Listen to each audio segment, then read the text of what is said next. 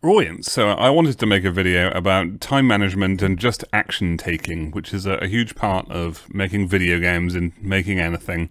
I think when I first got started with this, making Super Space Slayer 1 and 2, I wasn't necessarily taking action on them that often, and you start off with kind of an inflated sense of how much you're working on something. It's easy to tell yourself, oh yeah, I'm working on a video game, and it's even easier, really, to tell other people that you're working on a game and you've got a game project. But if you check and look at how often am I actually doing this, you might disappoint yourself if you keep track of it. I have a fortnight rule for these things. I think of it in terms of if you haven't actually in practice done anything on your project for a fortnight, then you're not really working on it. You just kind of like to tell yourself you're working on it. I did find that when I was working consistently on Super Space Slayer 2 especially, you'd do something at least every week. Like, even if you were busy with other stuff, it would be on your mind to some extent, and you'd do something at least every week. So just ask yourself that for a start. Are you working on the thing every week? I've also seen a breed of people who... I knew a bunch of these people in the games industry who would build something when they were at university, and they'd happily show you the project, right? Like, they'd show you, oh yeah, this is the cool thing I worked on with other people at university, and I know how to make a video game. And that all seemed cool, but then you kind of take another look and you realize these guys have actually been out of university for a number of years, and they haven't really built anything since, and the last time they built anything was just when they were made to do it, basically. Like, their parents paid to send them to university, and they built something with university professors around and other people in the group project, and you just think that since then, what have they actually built? And quite often the answer is not much. So the next thing I want to talk about is what I call time management fantasy land, and I guess to some extent everyone lives in time management fantasy land. We have two selves, a real self and a dream self, and we all like to think of ourselves as slightly more badass than we really are, and I think it's easy if you're working on a game, or you kind of identify as working on a game, you can think of yourself as just consistently putting in work and consistently solving things, and it takes a bit of self-awareness to actually track your progress and think about how much you're really managing on it.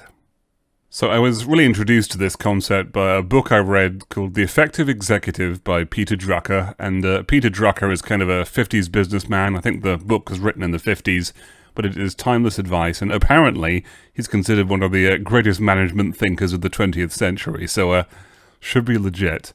But he talks about how there was an executive who thought he spent his time, with senior men, important customers, and community activities. So he thought he had this nice virtuous split of three important things, because that's the kind of thing he would work on, right?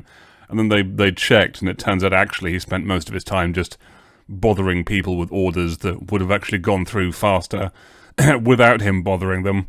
And maybe that's an extreme example. Maybe it's even not an extreme example. I don't know.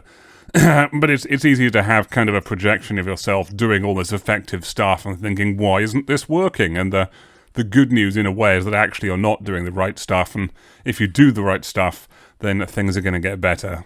And part of the trouble with time management these days is all the modern distractions we have. I've actually taken Facebook away from my web browser now. I can still get there by typing in the URL, but it's a temptation. And the thing is, it's tempting to think that, well, fiddling around on Facebook is better than doing nothing, right? And no, that's the fallacy. Like, fiddling around on Facebook is actually worse than doing nothing, unless fiddling around on Facebook is directly helping you. What you actually need to do is maybe even try replacing Facebook with honestly doing nothing and just sitting in your chair. And if you have trouble doing that, then that's probably a bad sign as well.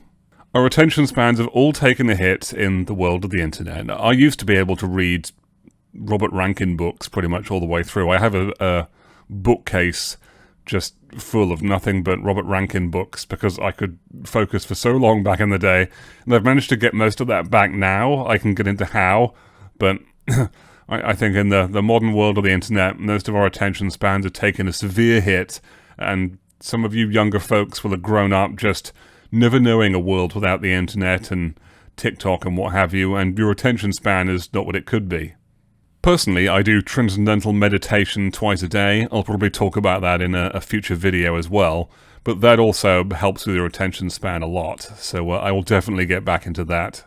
Once you're in the swing of it, you can just make a habit of working on your game every day, and you'll find that instead of reaching for Facebook and kind of spending your attention there, you just naturally tune in to the next part of the game making.